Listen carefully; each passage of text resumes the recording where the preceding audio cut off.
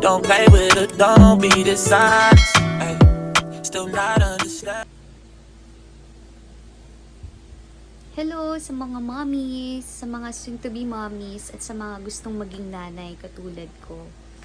So, share ko lang sa inyo yung experience ko with this vlog, yung magiging journey ko, simula actually nung nalaman namin na pregnant kami ng bebe ko.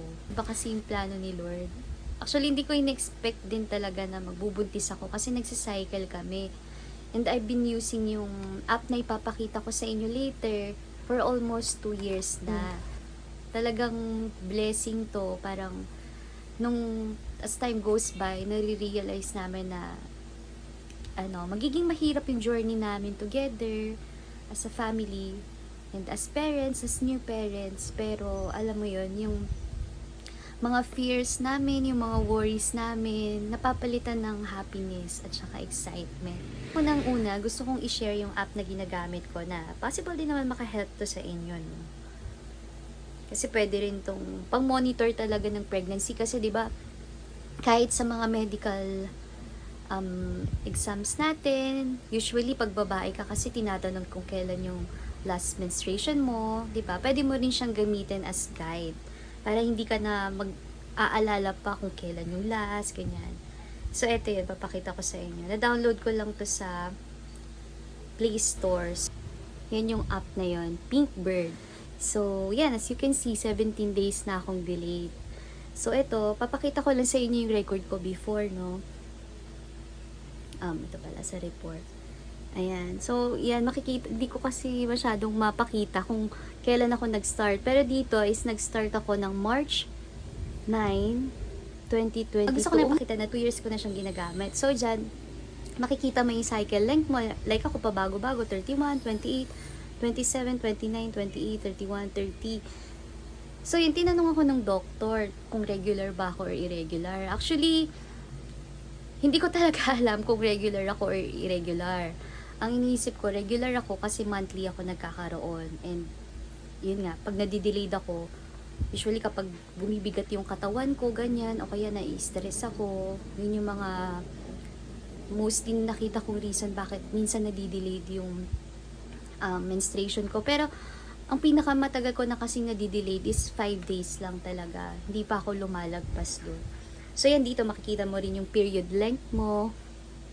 Ayan, kung ilang days. Usually kasi 3 days lang ako eh. Bibihira yung 5 days. At yung mga yan, kasama yung first day na lumabas yung spotting. Diba kasi pag may spotting ka na, considered as first day na yon. And then yung last day may spotting ka, yun din yung considered na last day mo. So yan, makikita mo siya dyan. Kaya maganda tong app na to. Sa lahat ng nakita ko na app, ito yung free na maganda siyang gamitin. Ito kasi yung pinagbasihan ko nung tinanong ako ng OB kung kailan yung first day ng last period. So, ito yon. Yan. Yun yung first day, tas ito yung last day. Ganda rin kasi itong gamitin, not actually just to monitor yung pregnancy.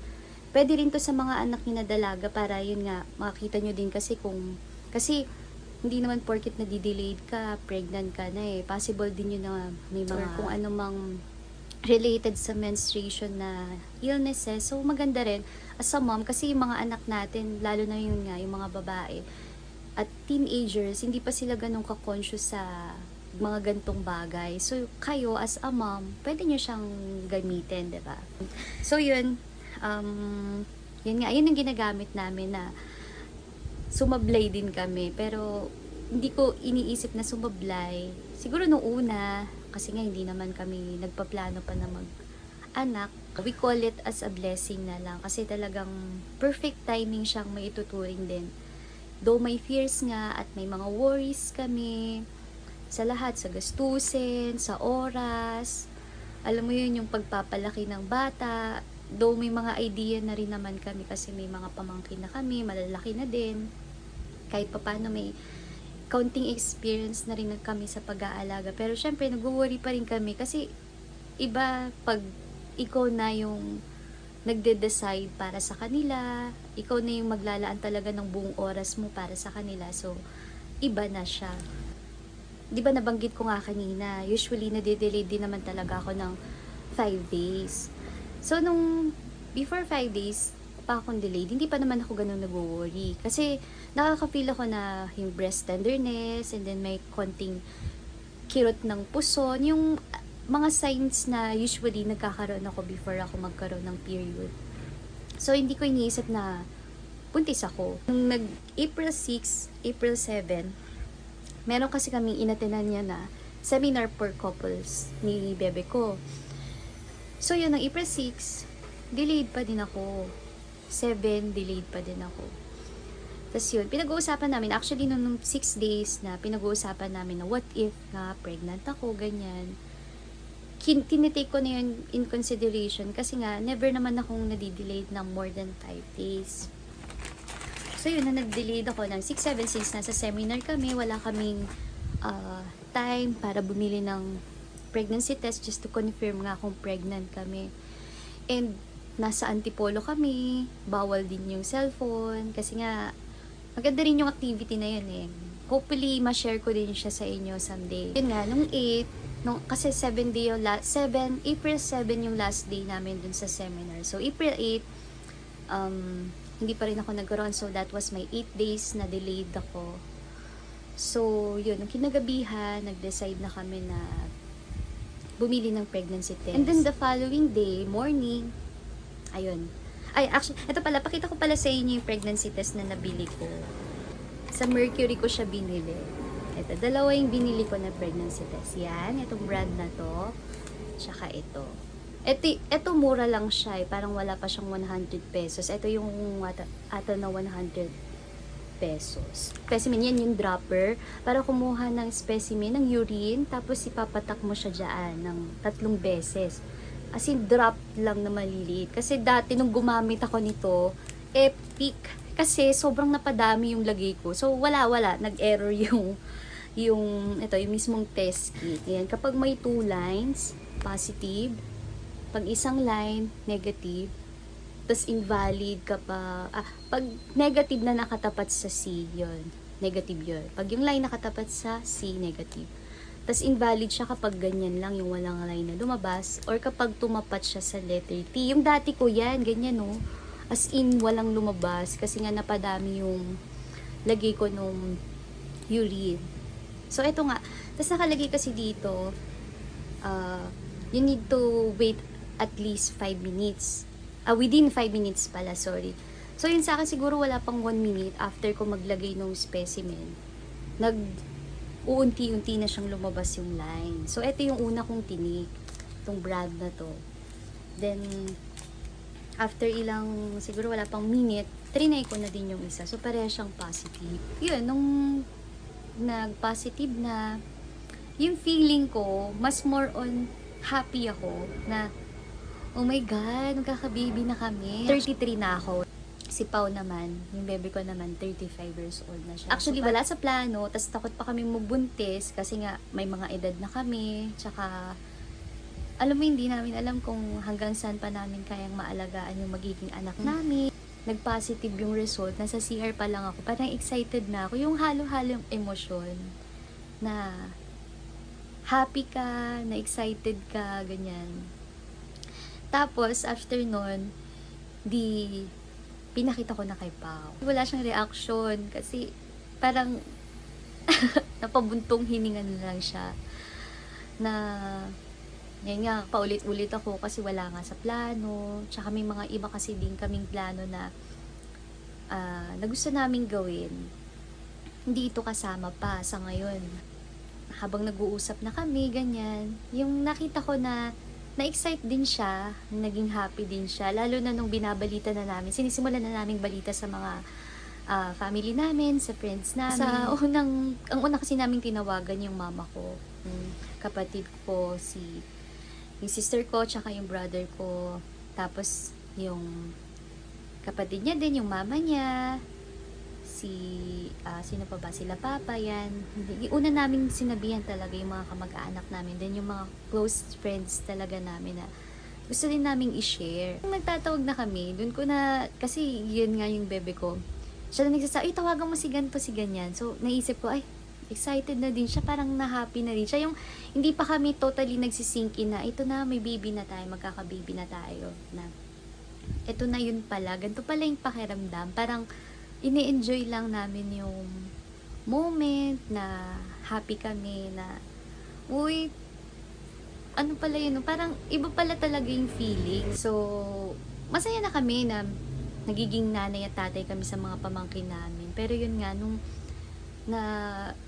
na-confirm sa pregnancy test na pregnant kami, mas iba pala talaga yung feeling, no? Parang fulfilled ka na. Tawag na kami, sobrang happy kami kasi sobrang sasaya ng mga family namin and friends namin sa amin. Tapos, nakakatuwa yung mga reaction nila kasi nga, syempre matagal na kami. Tapos ngayon lang kami magkaka-baby. Parang masaya din sila para sa amin. Na-feel din namin yung happiness nila para sa amin. Yung hipag ko, si Casey, yan tinatanungan ko din siya kasi siya, recent lang siya nanganak eh. Mga almost 6 months na siya nanganak. So medyo fresh pa sa kanya yung mga experience niya. Most likely yung mga iniinom niyang vitamins, ganyan. So mas matatanungan ko siya, no? So, malaking bagay din yun. Tapos, may friend din kami na nakapapanganak lang din. So, marami akong natatanungan. So, hindi pa kasi kami nakapagpa-check up. Una lang nila sinabi sa akin yung sa folic acid na kailangan siyang i-take. Ayan, ito siya. Ito pa lang yung folic acid na naiinom ko. Kasi nga, ayun pa pala. Bago pa ako nagpa-check up yun, iniinom ko na to kasi nga meron ako natanungan na friend ko na pinagte-take na rin ito. Ano to? Folic acid, Folicard yung brand. 5 mg anti-anemia. So, yan siya. Sa Mercury siya nabili. Parang 100 pesos yata itong isang baning na. Tapos ikaw kasi unang bumili nito. Tapos di niya na nakip yung resibo. Actually, yun sa sobrang saya namin. Lahat gusto namin i-keep. Alam mo yung lahat gusto namin i-journal. Yung experience, yung lungkot, yung saya, ganyan. Tapos, edi yun, minom na ako. So, pang 7 days ko nang umiinom nitong folic acid. Tapos, after that, nagpa-check na kami. Para at least may idea na kami kung ilang weeks na ba or months yung baby namin. Iba pa rin kasi pag nagpa-check ka sa mga expert talaga. Kung kakayanin ko talaga ni normal sa age ko, sa height ko, sa tawag ito, sa health ko. Magiging nanay ka na lang din, i-experience mo na lahat ng sakit. Kasi sabi nga nila, after nung sakit, iba yung saya na mararamdaman mo. So, yun yung gusto kong maramdaman. Yung pain tolerance ko is napakababa lang. Pero yung sa pagiging nanay, parang masarap lang i-experience, diba?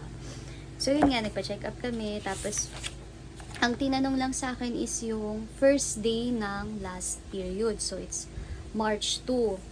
Tapos, yun, ang estimate nila is 6 weeks and 3 days na. Nagpa-check up kami nung nung April 13 lang. So, yun yung una namin check up. May mga pinagawa sa aming laboratory, tsaka yung nirequestan kami ng transvaginal ultrasound. Tapos, yun, hindi mo na ako niresetahan ng ibang gamot kasi nga, para makita mo na yung mga result nung, itong mga nirequest sa akin, saka ako re-resetahan ng iba pang gamot. Tapos, tinanong ko lang kung, kasi sabi ko, umiinom ako ng folic acid, so okay daw yun. Umiinom ako ng vitamin C, okay rin din daw yun na i-continue. And then, yung vitamin D ng Fern D yun, iniinom ko din yun. Kasi yung Fern D talaga tsaka vitamin C, umiinom na talaga ako nun before. Short story lang dun sa Fern D.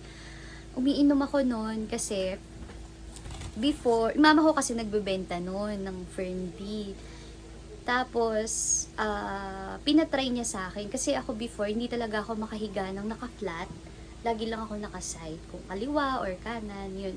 Sabi niya, try mo to, ganyan. Hindi ko na namamalay. Nakakahiga na ako ng nakatihaya, ganyan. So, ay, effective sa akin. Tsaka isa pang nakita kong effect ng Fern D. Lumakas yung period ko. Yung, same pa rin yung days ako na nagkakaroon. Pero yung blood flow, parang mas feel ko na mas marami yung dumi na lumalabas sa akin. So, yun yung kagandahan. Maganda rin itry nyo din. Kahit hindi naman siguro Fern D na brand. Syempre, yun ang ipopromote ko kasi yun ang binibenta ng nanay ko. Pero, possible naman siguro na yung ibang Fern D din, ay, vitamin D is okay din. April, kahapon, April 16, request sa akin na magpa-ultrasound. Sa ibang laboratory clinic siya. Nagpunta kami doon. Pero kasi good thing dun sa laboratory na yun. Kasi sinasabi na yung doctor kung babae ba or lalaki. So, nung nagpunta kami doon, sinabi niya na, ay ma'am, yung doctor po namin, lalaki, okay lang po ba? So, para sa akin, magandang point yun. Kasi, di ba, parang nirespeto din nila yung gusto nung customer nila, ng client nila. So, magandang bagay yun na, kasi minsan, syempre ako, first time ko, syempre ma-awkward ako na lalaki yung mag-ultrasound sa akin, no? So, anyway, yun. So, naghanap kami ng ibang laboratory. First time kong magpa-transvaginal ultrasound. Yan. So, yun nga, nagpunta kami doon. Ako lang yung pinapasok sa loob. Siguro for safety na lang din kasi nga, syempre, kagagaling lang natin sa COVID and marami pang mga sakit-sakit, ganyan-ganyan. So, ako lang yung pumasok sa loob. Tapos, na pinagubad na ako ng underwear. Kasi nga, yung transvaginal ultrasound kasi, may instrument siya na mahaba siya eh. Mahaba yung hawak, kasi may handle, kaya siya mahaba. Sabi nila, yung mga, masakit daw yun, ganyan. Pero, ma-feel mo siya na, parang may foreign object nga sa katawan mo. Pero, hindi naman siya totally yung parang masakit na may pain ka ma-feel, no? Pero siguro depende din. Wala akong masyadong pain na naramdaman. More on talagang excited ako. Happy ako nung time na yun. Tapos yun, kasi nandito ako nakapwesto, tapos nandyan yung monitor. So nakikita ko, para siyang tube, tapos parang siguro may camera siya dun sa gitnang part. Tapos may nilagay na parang something na lubricant ata yun. Tapos, condom, may nilagay na condom. So, yun, pinasok lang siya, ganyan. Di naman tiningnan yung puwerta mo or something, basta pinasok lang siya. Tapos yun, ikot-ikot siya, ganyan, up and down, ganyan. Tapos nakikita ko na sa screen. Tapos, kasi usually, in-expect ko nga, pag trans-B, makikita na tawag dito na, yung heartbeat, yung size ng baby mo, ganyan. Given na ang sabi nga sa akin based dun sa period na sinabi ko, na last period ko rin naman talaga is 6 weeks, 3 days na. So, most likely meron na akong makikita, may maririnig na ako. Pero yung tinitingnan ko sa camera, guys, yun, nakikita ko na sa screen. Sabi ko, black lang yung nakikita ko. Wala akong masyado nakikita parang itlog or ganyan. Wala akong nakikita. Pero, iniisip ko lang, happy na ako nung time na yun, ganyan. So, nakikita ko, kakaiba yung sa akin. Kasi yung sa akin, parang walang laman. Ganyan. Pero di ko naisip, kasi nga hindi naman ako marunong magbasa noon, di ba? Hindi man ako doktor, first time ko lang, ganyan. So, yun. Tapos, masabi lang ni Doc noon, nung after, mabilis lang, siguro mga 5 minutes or wala pa yatang 5 minutes yun, ganyan. Tapos, wala na sa isip ko na, wala akong narinig na heartbeat, ganyan na. Tapos di yun nga, after pinagbihis na ako ni Doc. Yun nga, pag first time yung magpapatransvaginal, higa kayo, tapos iaangat, para hindi kayo magulat aangat yung paa nyo. Para kang nakahiga, tapos nakaganyan yung paa. So yan, tapos nakabuka ka, ganun. Ganun lang naman. Tapos after nun, wala, palit ka na ng damit. Sabi ni Doc, gestational sac lang. Tapos wala man siya totally in-explain, kasi nga, nag-ultrasound lang naman siya, ganyan. So, parang, lutang pa ako ng moment na yun, no? Parang, more on, hindi ko alam kung ano nangyayari. Parang, shock ako na, okay na yun na pala yun, ganyan. Tapos, yun nga, antayin na lang namin yung result sa labas. Tapos, nagtanong ako, sabi ko, may po ba kayo dito? Kasi nga, naghahanap pa kami ng OB. So, nagtanong ako, sila Doc po ba? May affiliated hospital, bla bla bla. Tapos, tinanong na ako ni ate, sabi niya, gusto niyo po magpa-check up, andyan po si Doc. Sabi ko, oo nga, sige, pa-check up na kami. Noong una, ayaw pa ni Pao, kasi nga nagpa-check up na kami sa lying in. Tapos sabi ko, kasi wala sinabi yung doktor, may doktor naman na dito. Saka sabi ko, yung nag-check sa amin sa lying in, nurse lang yon. So, yung mga doktor nila ata on call. So, sabi ko, parang, ewan ko, siguro instinct na din yun, di ba? Minsan kasi mga babae, may mga instinct yun na kakaibay. Bago pala yun, papakita ko man na sa inyo yung result ng ultrasound ko. Ayan. Ngayon yung sinasabi ko sa inyo, black lang siya. Ngayon yung gestational sac daw. So, yan. Tapos ito pala may sinabi sa akin na sisi. Kumuta ko yung sinabing sisi. Pero mamaya, try kong maalala. Normal lang naman daw talaga yun pag nagkakaroon ka. Tsaka yun nga, pag in preparation for pregnancy daw yan lumalabas. Tapos later on lumalabas, nawawala din naman yan. Walang kailangan gawing operation, walang kailangan i-take na gamot. So, normal daw yan. Sabi ni Doc. Tapos yun, ang nakalagay dito, basahin ko na lang yung impression na. Kasi tinanong ako ni Doc din kung regular daw ba ako nagme-menstruation. So dahil ang alam ko lang sa edad kong to, ang alam ko na pag regular ka is regular, monthly ka nagkaka-period. So sinabi ko, regular ako. Tapos yun, sabi ni Doc, dun daw sa ultrasound ko is 5 weeks and 5 days pa lang siya. Kasi sabi diba sa akin sa yung base sa period na sinabi ko, 6 weeks and 3 days. Pero sa ultrasound, 5 weeks and 5 days lang ako. So basahin ko yung talagang impression na nakalagay verbatim. So early intrauterine pregnancy, 5 weeks and 5 days by means sac diameter, cystic structure, right ovary, suggestive of a corpus luteum cyst. Ito pala, nakalagay pala dito yung cyst, yung tawag. Suggestive of a corpus luteum cyst, normal left ovary. Tapos nakalagay dito, suggest repeat scan after 2 weeks to confirm pregnancy viability. Ang una kasing sinabi ni Doc, yun nga, gestational sac pa lang yung nakita. Wala pang nakitang fetus. So, na sinabi ni Doc yun, parang kinabahan agad ako na, oh my God, wala akong baby. Pero sinasabi ni Doc na pregnant kami Pero yung sinabi niya na walang fetus, ang in-expect ko lang, hindi pa makikita yung heartbeat. Pero hindi ko in-expect na sasabihin na walang fetus.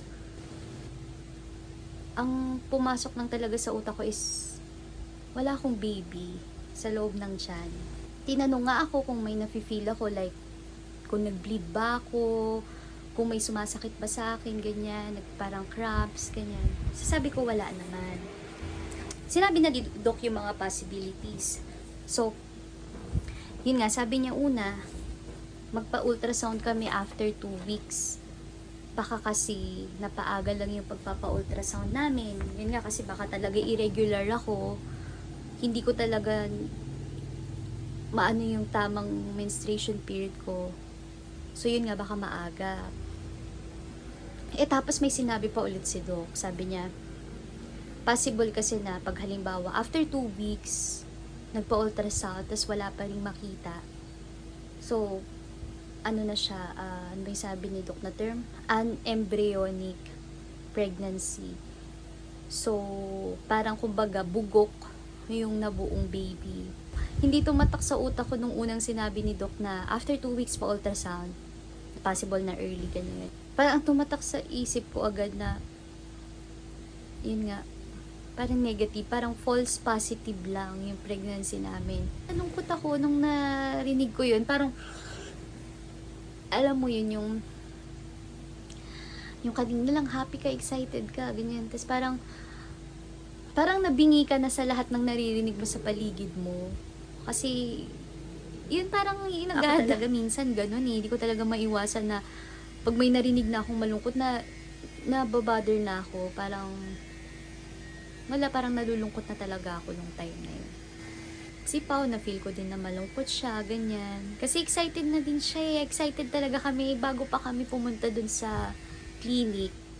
Pinag-uusapan na namin yung ipapangalan namin. Kung boy, may pangalan na kami. Kung girl, may pangalan na din kami. Alam mo yung pinaghandaan namin yung araw na yun na magpapa-ultrasound kami, ganyan. Tapos niresetahan kami ng mga vitamins Ito yung nireseta sa aming vitamins. For 15 days. Tapos yun, bago kami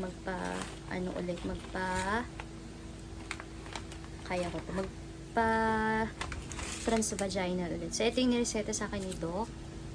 Ayan, multivitamins plus minerals plus DHA plus EPA, Obimin plus. So, ayan yung isa. Tapos yung isa yung Hemarate FA, tablet anti-anemia. Parang folic acid din ata to Pero yun, Yun yung mga pinapainom sa akin ni Doc. Tapos, babalik na kami 2 weeks. Sa April 30, para magpa-transvaginal ulit. Siyempre, may kaba pa rin kami. Pero, hoping kami na sana sa second ultrasound namin, may baby na talaga. Yung iniisip na lang talaga namin, parang hoping din talaga kami na sana meron na. Kasi sabi ko nga, nung nagpe-pray nga ako, sabi ko, Lord, binigay mo na to sa akin, tuloy-tuloy mo na. Pigil na kayo. Parang kasi iniisip ko din nung, parang perfect timing na to kasi magta-34 na rin ako. Iniisip ko kung ngayon pa lang, ganito na, paano pa ako magkakaanak sa mga susunod na taon, di ba? Paano pa kami magkakaanak? Sabi ko, Lord, kung ibibigay mo, bigay mo na sa amin.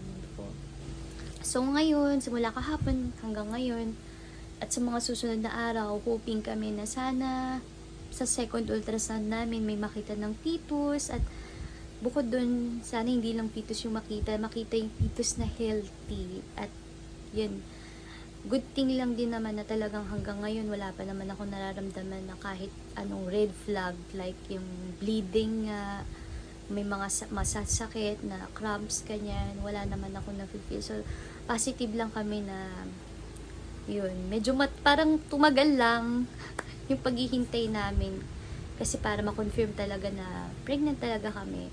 Actually, pregnant naman talaga kami, yun nga lang, yung healthy pregnancy, yun yung pinagdarasal namin ni Pao.